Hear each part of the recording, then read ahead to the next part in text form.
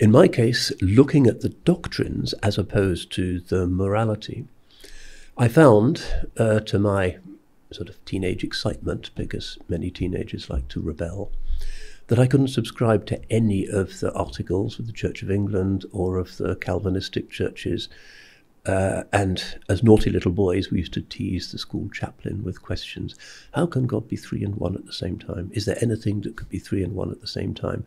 And he would go to the blackboard and try and explain what Augustine thought of the perichoretic union of the persons of the Trinity, and we didn't buy it. It looked like a kind of attempt to square a circle. And then we naughty little boys said, how could Jesus be man and God at the same time? In other words, a single entity is infinite and finite simultaneously. How does that work? Mr. Booth, that was the name of our poor school chaplain, who was used to being endlessly tormented with sort of rude, semi-blasphemous questions from cheeky adolescents. And he'd go back to the board and try to explain, well, you can have a being that's infinite and finite at the same time. And how can this human God die for 3 days at Easter time? What is it for God to die and then to come back again, and who revives him? And it turned out that he was defending something technically that he wasn't fully giving his heartfelt assent to. And I found this increasingly, that people were going to the churches out of a sense of tradition, sometimes social compliance. But when they came to those bits in the creed or in the hymns, which dealt with those very difficult paradoxes, they couldn't really deal with a form of religion that seriously expected everything in your life to be based on paradoxes, what we saw as paradoxes.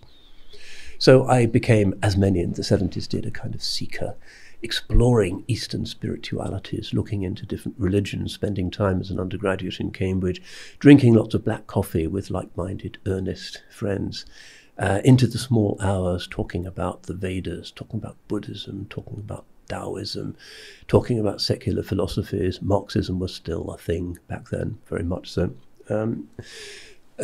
What I never knew about or had any notion of being attracted to turned out to be the ticking of all of the boxes about the nature of Christ and God and creation and sin and the fall that my Christianity had never ticked for me.